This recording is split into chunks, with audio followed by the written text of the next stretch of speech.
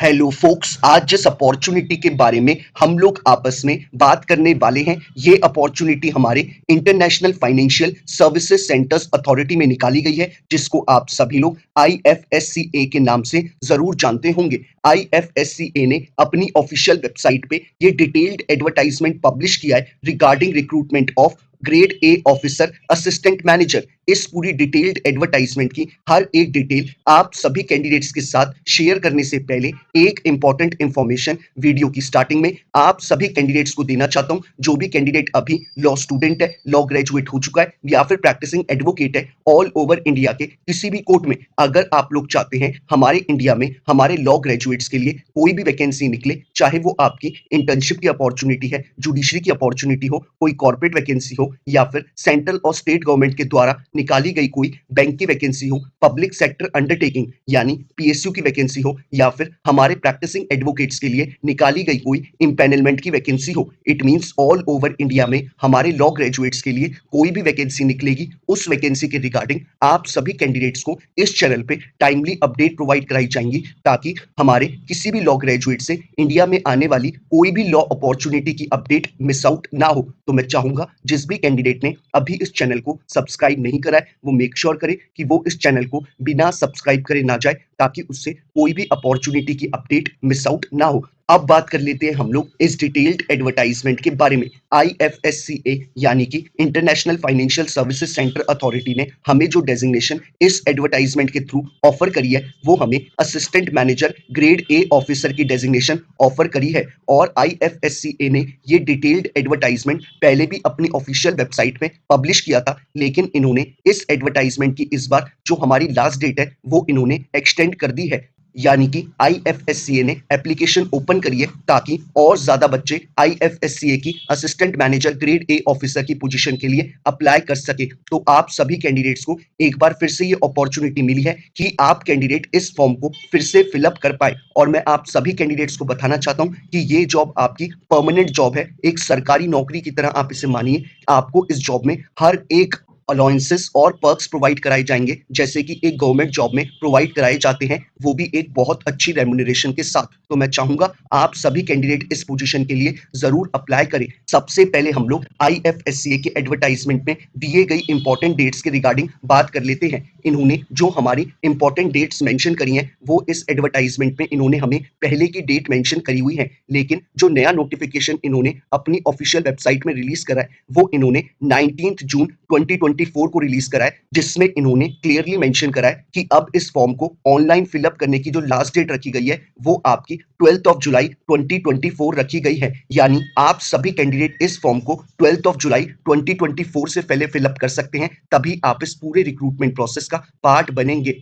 अब बात कर लेते हैं हम लोग दूसरी इंपॉर्टेंट इंफॉर्मेशन के बारे में, यानी कि सिलेक्शन प्रोसेस के रिगार्डिंग। इन्होंने क्लियरली एडवर्टाइजमेंट में मेंशन करा है कि आपका सबसे पहले प्रीलिम्स का एग्जाम कंडक्ट कराएगा आईएफएससीए। जो भी कैंडिडेट प्रीलिम्स के एग्जाम को क्वालिफाई करेगा, उन कैंडिडेट्स का मेंस का एग्जाम होगा, और जो कैंडिडेट्स मेंस के एग्जाम को भी क्वालिफाई करेंगे, फाइनली उनको आईएफएससीए इंटरव्यू के लिए कॉल करेगा। और अगर कैंडिडेट ने इंटरव्यू में भी अच्छा परफॉर्म करा और इंटरव्यू को भी क्वालिफाई करा, फाइनली उसका नाम मेरिट लिस्ट में आएगा और वो आईएफएससीए में as a assistant manager grade A officer के तौर पे हायर कर लिया जाएगा। तो ये हमारा पूरा सिलेक्शन प्रोसेस इन्होंने एडवर्टाइजमेंट में बताया है। अब बात कर लेते हैं हम लोग नंबर ऑफ वैकेंसी के ऊपर। इन्होंने क्लियरली मेंशन करा है कि आपके assistant manager grade A officer की जो वैकेंसीज निकाली गई हैं, वो आपकी टोटल 10 वैकेंसी निकाली गई हैं, जिसमें से अनरिजर्व कैटेगरी के लिए यानी कि यूआर कैटेगरी के लिए 3 वैकेंसी, ओबीसी कैटेगरी के लिए 3 वैकेंसी, एससी कैटेगरी के लिए 1 वैकेंसी, एसटी कैटेगरी के लिए 1 वैकेंसी और हमारे ईडब्ल्यूएस कैटेगरी के लिए 2 वैकेंसी निकाली गई है। तो ये हमारी नंबर ऑफ वैकेंसी टोटल 10 निकाली गई है। अब बात कर लेते हैं हम लोग एलिजिबिलिटी क्राइटेरिया के ऊपर। एलिजिबिलिटी क्राइटेरिया के बारे में बात करने से पहले सबसे पहले मैं आप सभी कैंडिडेट्स को बता दूं कि इन्होंने 2 अलग अलग स्ट्रीम्स के लिए वैकेंसी निकाली है। पहली स्ट्रीम आपकी जनरल स्ट्रीम है और दूसरी स्ट्रीम आपकी लीगल स्ट्रीम है। जनरल स्ट्रीम के लिए इन्होंने टोटल नंबर ऑफ वैकेंसी 8 निकाली है और हमारे लीगल स्ट्रीम के लिए नंबर ऑफ वैकेंसी 2 निकाली गई है। हालांकि हम दोनों ही स्ट्रीम्स के लिए अप्लाई कर सकते हैं। लेकिन इन्होंने क्लियरली मेंशन करा है कि आप सभी कैंडिडेट को किसी भी एक ही स्ट्रीम के लिए अप्लाई करना है। अगर आप लोग दोनों स्ट्रीम के लिए अप्लाई करेंगे तो जो भी आपने लास्ट वाला फॉर्म फिल अप करा होगा उसी फॉर्म को आईएफएससीए कंसीडर करेगा और आपके पहले वाले फॉर्म को रिजेक्ट कर देगा। तो ये आईएफएससीए ने क्लियरली मेंशन करा है। अब बात कर लेते हैं हम लोग एलिजिबिलिटी क्राइटेरिया के एजुकेशनल क्वालिफिकेशन के ऊपर। सबसे पहले हम लोग जनरल स्ट्रीम के रिगार्डिंग बात कर लेते हैं। इन्होंने क्लियरली मेंशन करा है कि अगर आप लोग एक एलएलबी डिग्री होल्डर हैं from a recognised university, irrespective आपने 3 ईयर का एलएलबी कोर्स करा है या फिर 5 ईयर का बीए एलएलबी का इंटीग्रेटेड कोर्स, अगर आप लोग एक एलएलबी ग्रेजुएट है फ्रॉम अ रिकॉग्नाइज्ड यूनिवर्सिटी तो आप इनके जनरल स्ट्रीम की पोजीशन के लिए अप्लाई कर सकते हैं और आप इनके एजुकेशनल क्वालिफिकेशन के क्राइटेरिया को फुलफिल करते हैं। लीगल स्ट्रीम के लिए भी इन्होंने क्लियरली मेंशन करा है कि अगर आप एक एलएलबी डिग्री होल्डर है from a recognised university, irrespective आपने 3 ईयर का एलएलबी कोर्स करा है या फिर 5 ईयर का बीए एलएलबी का इंटीग्रेटेड कोर्स, अगर आप एक एलएलबी ग्रेजुएट है तो आप इनके लीगल स्ट्रीम की पोजीशन के लिए अप्लाई कर सकते हैं और आप इनके एजुकेशनल क्वालिफिकेशन के क्राइटेरिया को फुलफिल करते हैं। तो ये आप कैंडिडेट्स को चूज करना है कि आप लोग कौन सी स्ट्रीम के लिए अप्लाई करना चाहते हैं। और एक्सपीरियंस में इन्होंने आपसे कोई भी एक्सपीरियंस डिमांड नहीं करा है, यानी कि हमारे फ्रेश लॉ ग्रेजुएट इस पोजीशन के लिए अप्लाई कर सकते हैं। अब बात कर लेते हैं हम लोग एज क्राइटेरिया के ऊपर। इन्होंने एडवर्टाइजमेंट में क्लियरली मेंशन करा है कि अगर आपकी एज एज पर ऑन 1 फरवरी 2024 के अकॉर्डिंग 30 ईयर्स कंप्लीट नहीं हुई है तो आप इस पूरे रिक्रूटमेंट प्रोसेस का पार्ट बन सकते हैं। एक बार फिर से बता दूं, 1 फरवरी 2024 के अकॉर्डिंग अगर आपकी एज 30 साल कंप्लीट नहीं हुई है तो आप इस पूरे रिक्रूटमेंट प्रोसेस का पार्ट बन सकते हैं। अब बात कर लेते हैं हम लोग एज रिलैक्सेशन के ऊपर। इन्होंने एससी और एसटी कैटेगरी वाले कैंडिडेट्स को 5 साल का एज रिलैक्सेशन प्रोवाइड करा है, यानी कि वो लोग अगर बिलो 35 ईयर्स है तभी इस पूरे रिक्रूटमेंट प्रोसेस का पार्ट बन सकते हैं।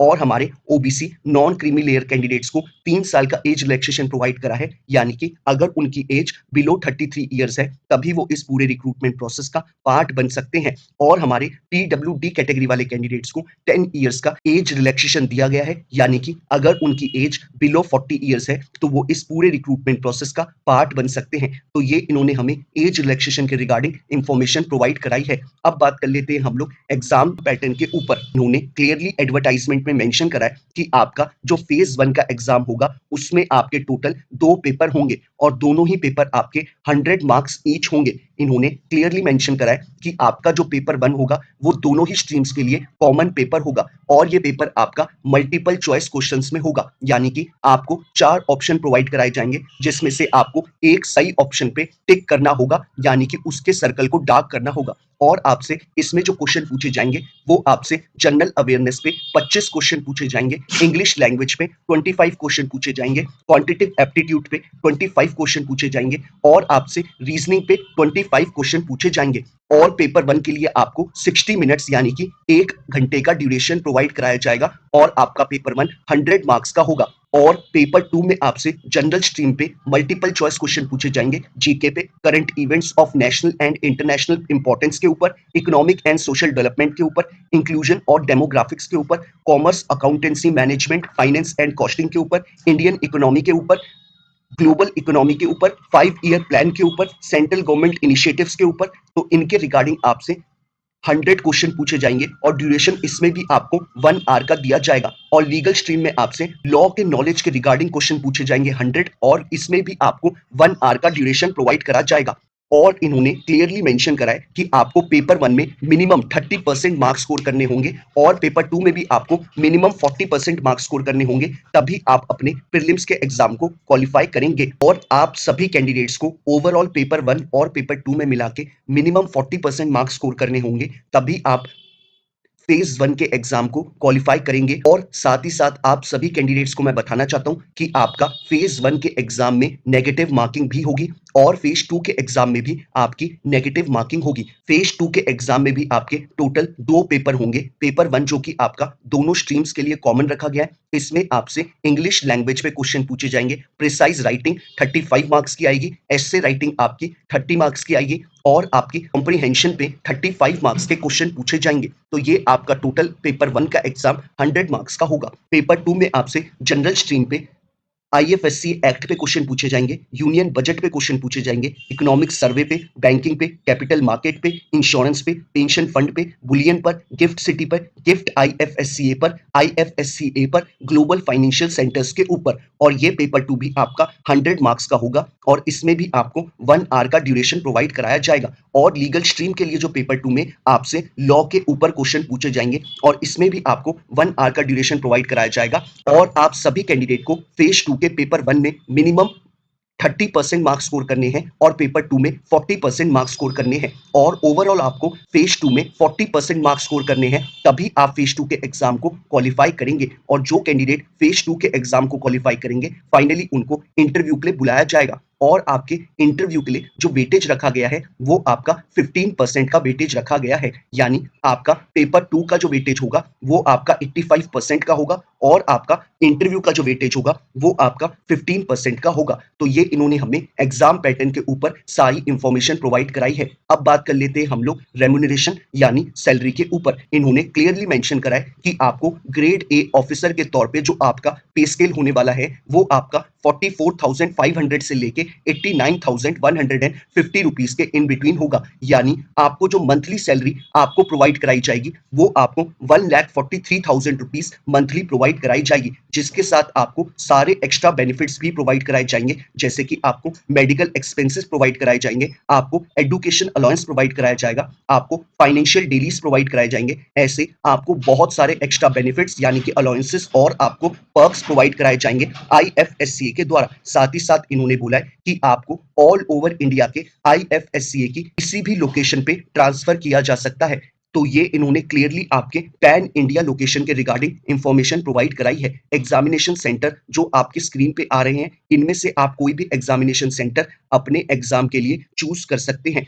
अब बात कर लेते हैं हम लोग एप्लीकेशन फी के रिगार्डिंग। इन्होंने क्लियरली मेंशन करा है कि हमारे यूआर कैटेगरी वाले कैंडिडेट्स, ओबीसी कैटेगरी वाले कैंडिडेट्स और ईडब्ल्यूएस कैटेगरी वाले कैंडिडेट्स को 1,000 रुपीज की एप्लीकेशन फी पे करनी पड़ेगी और हमारे एससी, एसटी और पीडब्ल्यूडी कैटेगरी वाले कैंडिडेट्स को 100 रुपीज की एप्लीकेशन फी पे करनी पड़ेगी, तभी वो इस पूरे रिक्रूटमेंट प्रोसेस का पार्ट बन पाएंगे।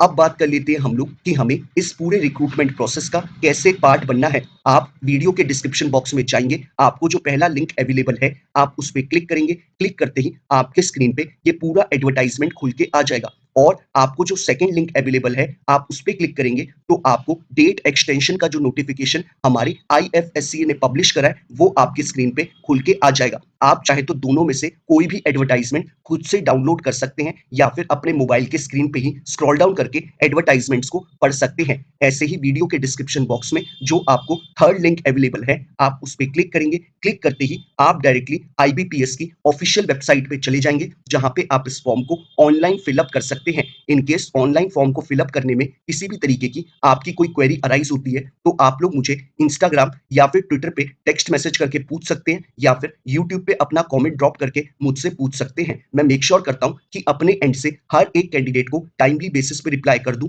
ताकि वो अपने फॉर्म को जल्दी से जल्दी फिलअप कर पाए और अपने आगे की प्रिपरेशन उतनी ही जल्दी शुरू कर पाए। तो यही सारी इंपॉर्टेंट इंफॉर्मेशन थी जो हमें इस एडवर्टाइजमेंट में बताई गई है आईएफएससीए के द्वारा। बाकी अगर आपकी कोई क्वेरी है तो मैं बता चुका हूं कि आप लोगों को मुझे कैसे रीच आउट करना है। बाकी अगर आप कैंडिडेट को ये वीडियो पसंद आया हो तो लाइक शेयर जरूर करिएगा और आप सभी कैंडिडेट्स को बताना चाहूंगा कि आप लोग इस चैनल की लास्ट 2 वीक्स की वीडियो जरूर देखिएगा। आप लोगों के लिए बहुत सारी लीगल अपॉर्चुनिटीज निकल के आई हैं जिन पे मैंने वीडियोस बनाई हैं। आप लोग उन वीडियोस को जरूर देखिएगा और आपके रेलेवेंट जो भी लीगल अपॉर्चुनिटी हो आप उस पे जरूर अप्लाई करिएगा। बाकी अगर आप लोग चाहते हैं कि ऐसे ही हर एक दिन आप लोगों को एक लीगल अपॉर्चुनिटी की अपडेट मिलती रहे तो मेक श्योर करिएगा कि आप इस चैनल को बिना सब्सक्राइब करे ना जाए। Thank you so much.